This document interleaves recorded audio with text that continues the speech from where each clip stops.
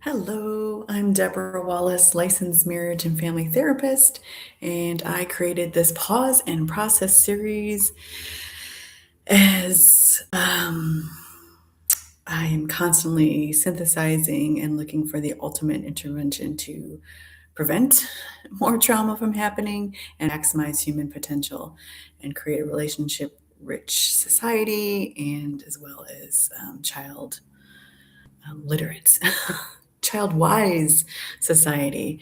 I'm licensed marriage and family therapist, and just right off the bat, this is not meant to be therapy. And if anything that comes up, I'm actually going to talk about a triggering topic today. And it is vital that if anything comes up that is uncomfortable, overwhelming, disturbing, that you seek out counseling, support, ask for help. You are not alone, although it may feel like you are alone, which is actually what I'm going to talk a lot about today. Usually my formula is I talk for the first 10 to 15 minutes about a topic, my experience as a human being going through similar things and suffering, as well as my insights of being in practice for nearly 25 years. And then I walk us through a 10 to 15 minute practice that incorporates what I talked about and will help give your nervous system a consistent way to create to help your nervous system feel safe, seen, soothed, and secure, so you may um, be your best self, connect to your best self. And so thank you for joining, and you will leave this time with me a little bit lighter, even if it's just a touch.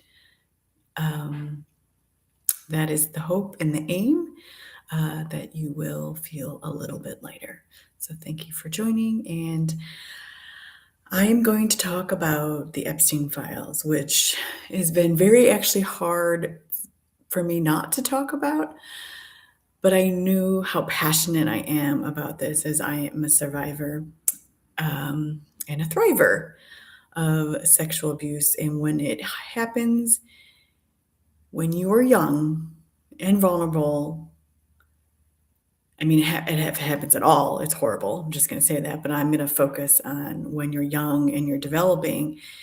It is so disturbing. I cannot express to you the layers and the consequences that happen when this happens to you. And the very first thing when it happens to you as a victim, especially when you're young, is you don't believe it happened. Like your very first automatic, and I talk a lot about these default coping mechanisms you have, denial. Like, there's no way that happened. How could that have happened? I literally, when it happened to me, I was 11 and I came home and wrote it in my diary in pencil, just in case I could erase it. Other talks, my mom always said, don't write things down. So I wrote it in pencil just so that I could erase it because I wouldn't want anyone to see it and then I could erase it because it wasn't true. It took 3 years, no, 2 years from there before I got actual data that confirmed that it did happen, even though, and it kept happening. Um, and you're terrified to tell people. So I'm gonna talk about why it's so important how when someone shares or discloses any sexual abuse, that you respond as calmly as humanly possible. Now, that does not mean you're not going to be having alarm bells and you're going to be freaking out in your own mind when someone tells you, but it is terrifying to disclose, especially when you're a child. But even as an adult, it's terrifying for it. Again, this is the number one issue I work with in my practice, and it's not getting any better. And it is terrifying to disclose that you've been abused sexually. Um, so it is so important that when someone discloses to you, that you remain as calm as possible because often, again, your first is doubt. You don't even believe it happened. And then the second layer that happens when this happens to you is the default response is you blame yourself. Well, I must have did something. I must have did something wrong. Um, and that's the next step. So then it's scary to tell your family, especially when most families use fear-based parenting. You're going to get in trouble. And this is why I focus a lot in my family therapy with families to allow your children to express themselves because they need this place to let it all out. Doesn't mean it's all true, but they do need to let it out. But that when I say it doesn't mean it's all true, that's in generics. But if someone is sharing, disclosing, you definitely need to believe them. That is your first. You have to just, and you don't force them to share more. You just listen, and you let them know that you are there. And you can even be honest and say, you know what? I don't know what to do with this information, but what I do know is I'm here for you and I will help you. And you can come to me and you are not in trouble. And it is not your fault. It is okay not to know the answers. Yet, first and foremost, you just need to show up with love and safety cues. I talk a lot about cues of love and safety. So if someone discloses, you absolutely, again, it's okay to have your fire alarm in your body. You will breathe, put your hand on your heart, and be there for that person and let them know that you are there for them. And it's also important not to make any promises because they're going to be very fear-based and they're going to be like, a lot of times when victims are there, they're being told, don't tell anybody, or they're even being threats on their lives. So that's like these stories that these women are sharing are just textbook. They're not new. Goes on all the time and has been going on. And you know what? I wish incest wasn't a thing. It's a thing. It's a big thing. And so it's real. And so then when you play in the dynamic of mother-daughter, holy moly, I won't go there today. I'm just going to focus on the more regular. I mean, it's regular, it's sad, which is actually a third thing. So when a victim has been sexually abused, doubt, denial is the first thing. Second, I must have done something wrong. I'm bad, shame, guilt. Third, normalize it. That was the next thing I did. When I went through all those things, I still felt bad, but I was like, maybe this is just what society does. Maybe this is just what goes on and adults aren't talking about it and people aren't talking about it, but you see it in the movies. You see it on the billboards. Sex is everywhere. Sex sells. Maybe now I'm being let into, like this is a privilege now. Like that's another thing that I went through at a young age. So it's a big deal.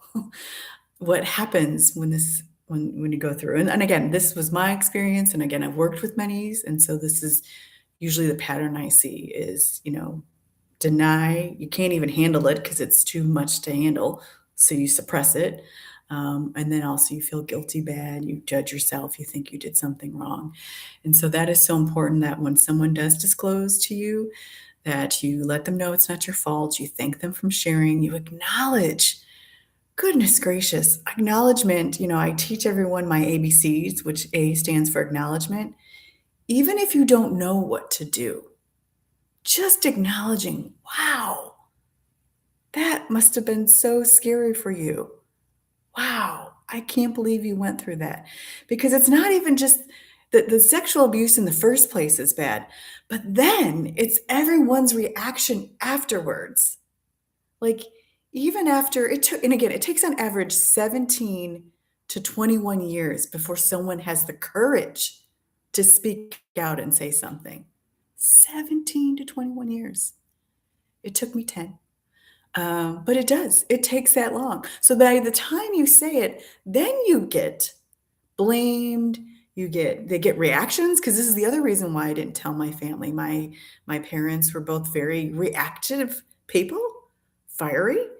And so if you then disclose this and someone's like, oh my gosh, what, I'm going to kill them, they're going to have a big reaction when you disclose. That's terrifying because not only do you have that, you're still doubting, you don't know when it happened, you're still confused. And then if the person you disclose to is having a big reaction, like, oh my gosh, we're going to call the police right now, or, oh my God, I'm going to kill them. And that's the word, I'm going to come in, like, that's scary too. Like, I'm glad that you care and you want to do that, but that is so scary for the person because we need to go slow. And I've done talks on titration, less is more. You have to go at a pace that feels safe and soothing for that young person, for that victim. And so again, that's what kept me from saying it because I didn't want my parents to have a reaction. And again, guess what? When I did say, fortunately, my mom did handle it better, but she did say the things that I was afraid that she would say about my father and how he would react. So I actually never, well, I did. I didn't tell him who it was. But eventually, and he did say the comment that I was afraid that he would say, the threat that he said. And again, I don't blame them. I'm a very loving, compassionate person. Even the people who abused me, I have done my journey. I don't believe everyone needs to forgive, but I see why they did what they did. Our society is a petri dish for sexual abuse. We need a systemic change. We need to talk about consent in our bodies from day one. And that's why that parent-child relationship I specialize in as well. So, you know, I get why my parents had those reactions. But again, you got to think about it as a child. You have to meet whenever it comes to healing and getting relief, you have to meet that person where they're at. And so, so why I was going back to acknowledgement is so key. That simple thing of just acknowledging how hard this must be for them. And even like seeing it on the news, anyone you know who's, and I know you know, everyone who's watching this knows at least that may not know, but I can guarantee someone in your circle, someone you love has been sexually abused. And it's even harder for men. You know, I've worked with men as well, and there's even more layers of shame. But that's like, so as it going on, and even my parents knew, or my mom knew specifically who it was, you know, when that family had deaths or something, you know, both my parents gave condolences to that family, which again, I get it. It's fine. They were, you know, close to our family. Yet no one, not a single person acknowledged how hard that could have been for me. No one ever said to them, "Hey, this happened to my daughter in your care." You know, no one said anything. And fine, they couldn't do it either. I get it. But a bare minimum to me, if they could, which my mom did eventually do. This is why I love that I got to come back and live with my mother, because she did apologize. She did say she was sorry. And, and I'm having a moment of tears right now because it was genuine and it was beautiful. And I needed that and I deserved that. And it helped in my healing tremendously. So just having people just acknowledge it and even owning, I don't know what to do. I'm sorry. That's horrible. I'm here for you now. Tell me what you need from me. So those are some, I'm going to take a breath because the key things. I'm naturally feeling the emotion, which is also part of the reason, even though these Epstein files are so, you know, they're triggering in a new way. Because I've done, like I said, I have done my work. Like, so previously when it first happened, there was like a grandfather clock that went off every hour. So every time throughout my life when a grandfather clock came off, you would freeze. Like your body doesn't know the difference between real or imagination. Like, and so it's going to go back to traumas that we haven't processed. You're going to go back there. So like when much of my life, they were clothing items this individual wore. There were choices I needed to do to protect myself that when I went on to do them in my life, like the pajamas I wore, like those decisions I had to make to protect myself, every time I would be in those similar situations, my body would freeze and be like, like, and then just you would play that, oh my gosh, did this really happen? You know, it's like replaying it. So all these victims of the Epstein files, again, if they, you know, hopefully many have gotten the help they need and they're able to thrive through this in a new empowering way, which the ones that are speaking up, they are, and that's brilliant and amazing. Yet it's hard. It's so hard to do. Like even me in my role here, it has taken me a long time to be able to talk about it publicly. and I can do it so now because I do feel, I mean, I have so many objectifiable data points that I can say, wow, wow, I don't get triggered by grandfather clocks anymore.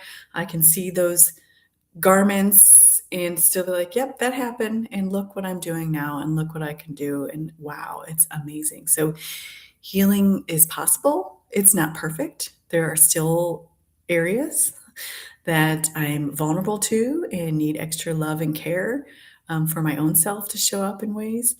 And, but it's possible. So, and just another important thing that I tell everybody is talk about body safety. And first, it's not even body safety. First, teach your children or children, any children you work with, there and use the actual anatomical names of their private parts.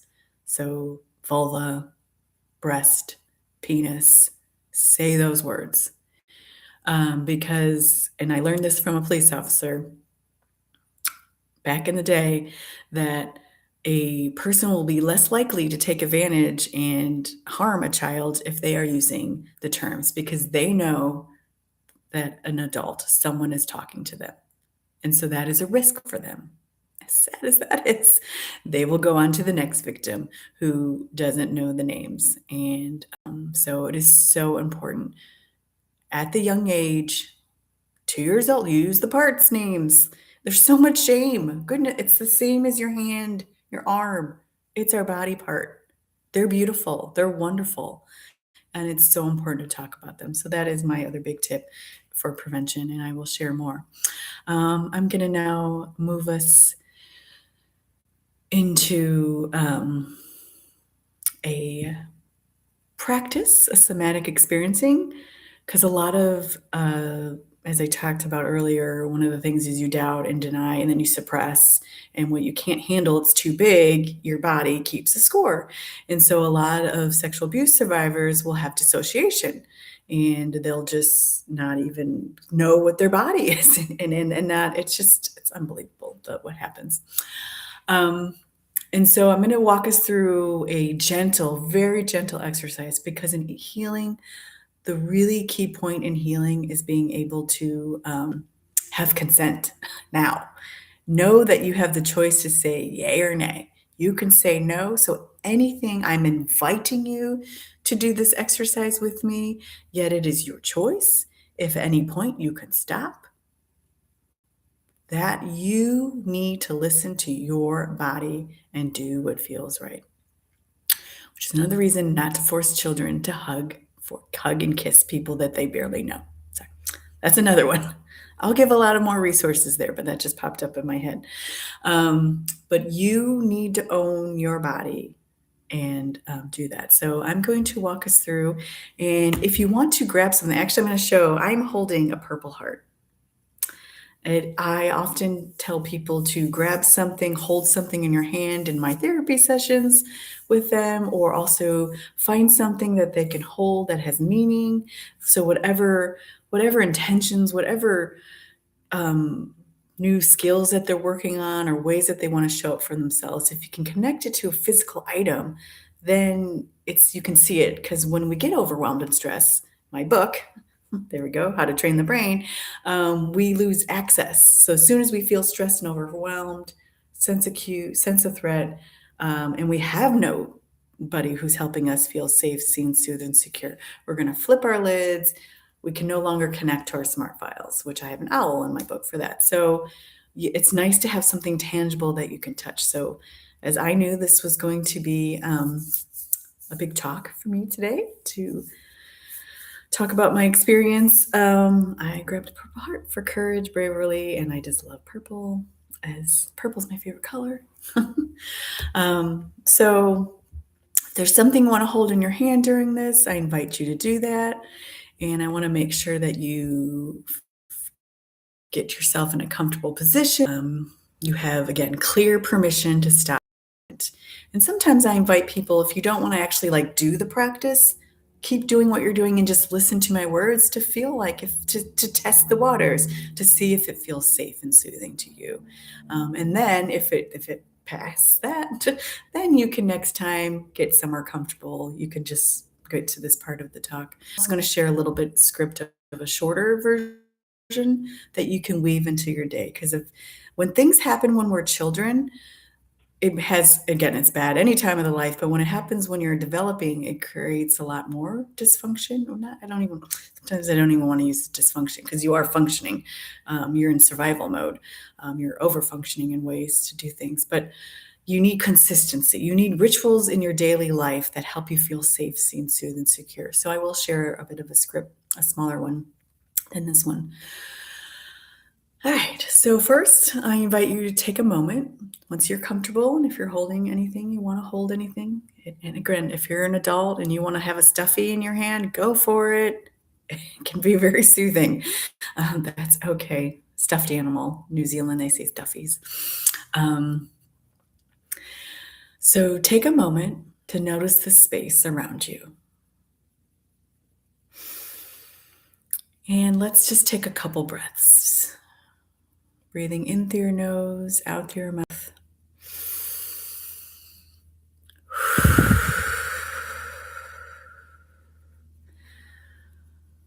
We often need at least 3 or 4 conscious, nurturing deep breaths that are intentional before we might be able to feel some ease.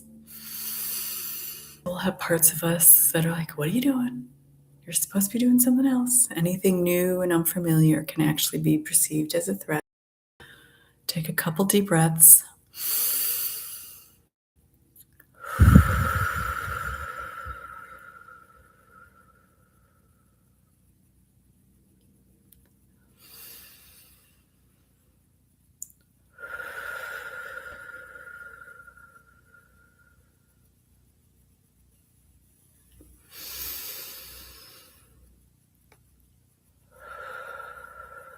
No right or wrong. And after that last exhale, and I want you to take a moment and notice the space around you.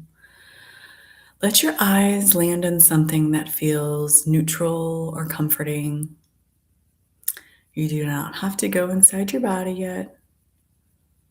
Just let yourself arrive in this space. Pause.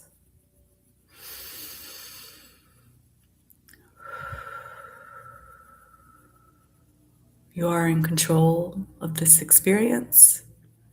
You can stop, pause, change anything at any time.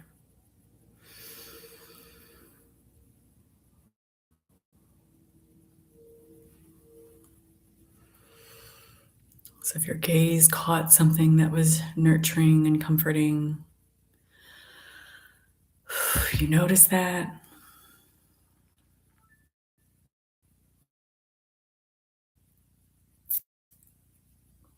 And now we're going to begin connecting with the outside of your body. Some more. And I want you to notice 3 things you can see.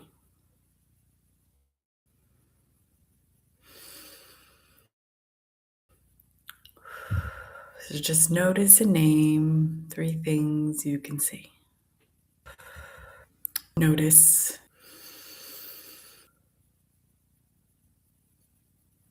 Notice one thing you can touch that feels safe.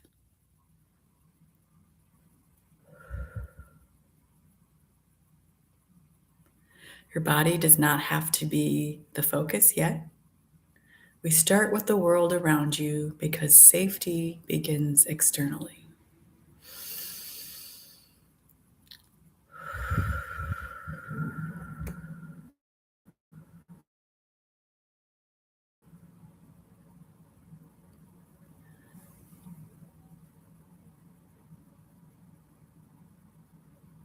And now I'm going to invite you into some boundary awareness, where I want you to very gently notice the outline of your body without going into any specific area. You might sense your body where it meets the chair, the floor, or your clothing.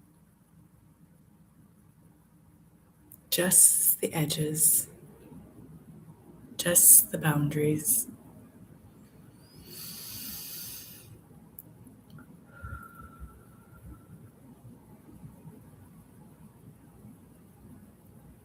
If anything feels too much, return to looking around the room. You get to choose your pace.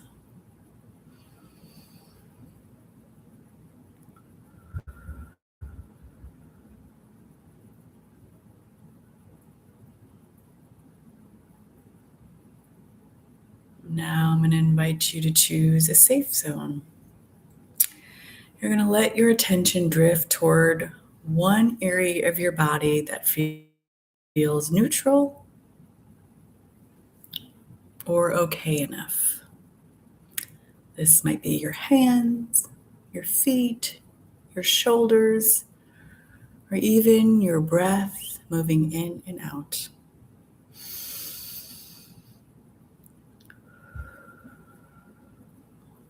You do not need to explore any area that feels charged or vulnerable. We build safety by starting where the body already feels steady.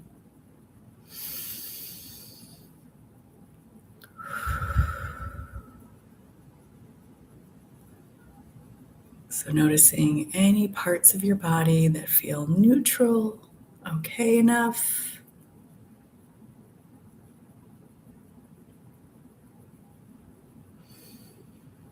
There's no right or wrong.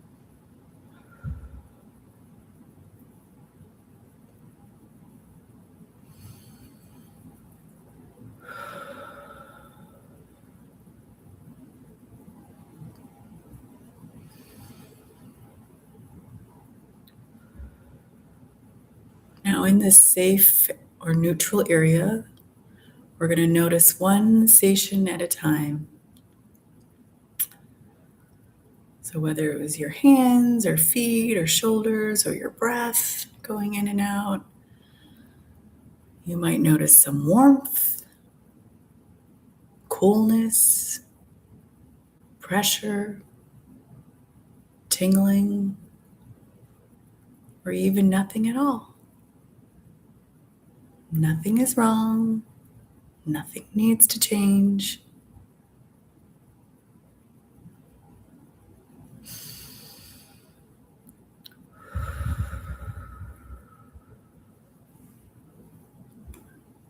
See if you can describe the sensation with curiosity, non-judgment.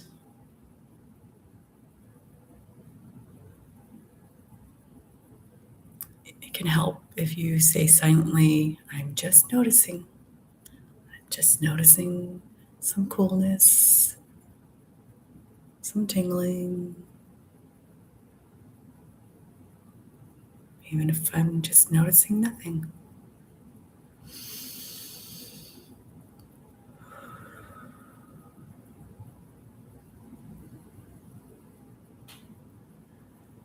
Next, I will invite you to offer some support to your body. And we'll do this by placing a hand, one of your hands, and only if this feels comfortable, on an area of your body that feels safe. You're going to let your hand be a supportive presence, not a demand.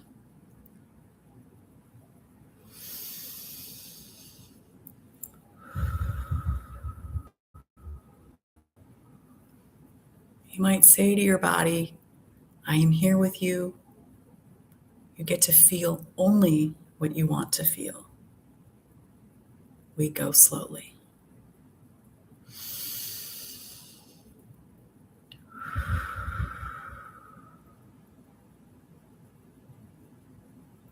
Wherever feels comfortable to touch, comfortable and safe, and saying, I'm here with you.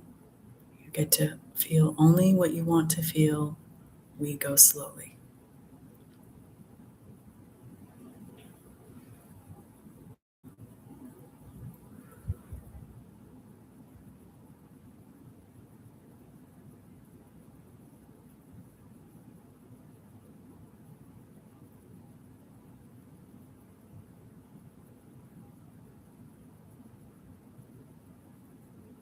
And I'm going to invite you to expand this feeling of safety a bit. And this is, again, everything is really optional, yet listen to your body and do what feels right. So if your body feels steady, you can let this awareness expand just 1 inch beyond the safe area. So if it was your heart that felt safe, then you just kind of imagine this safety feeling expanding 1 inch farther around your heart. If it was your hands, have it expand a little farther around your hands. And if this isn't comfortable or it's not flowing, just stay where you're at. Let your body lead. Trust your body, and you follow and respond in a way that feels safe, seen, soothing for you.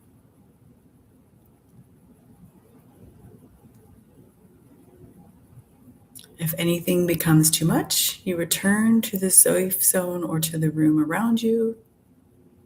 If you chose to hold something, to anchor in,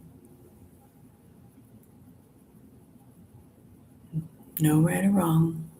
Do what brings ease and light, safety to your mind, body, spirit, and nervous system.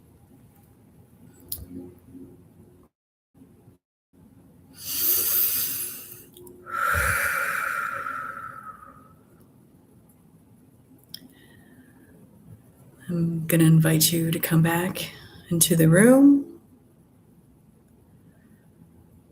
Notice the temperature in the room, the sounds, the light. Feel your feet and hands again. Your body on the chair or the ground.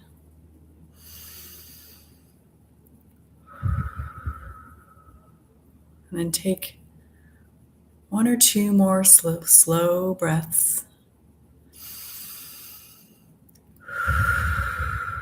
And remind your body, I am safe in this moment. I choose what I feel. My body belongs to me.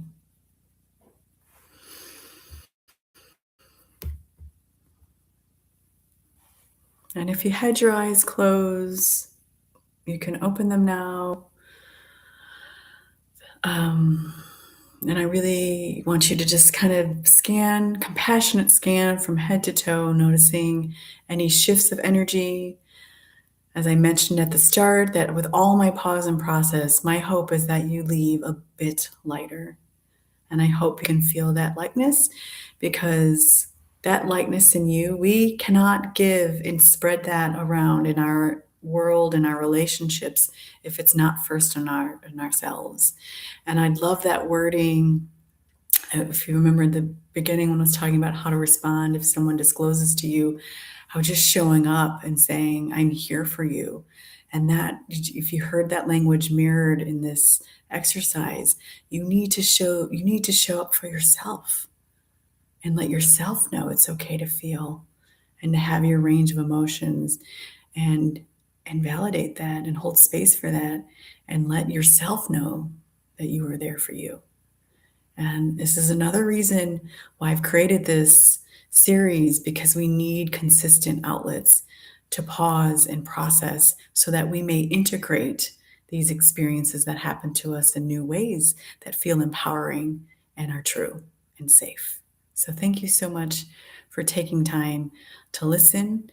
And please follow, subscribe, share, make any comments that you would like me to talk about. Take wonderful care.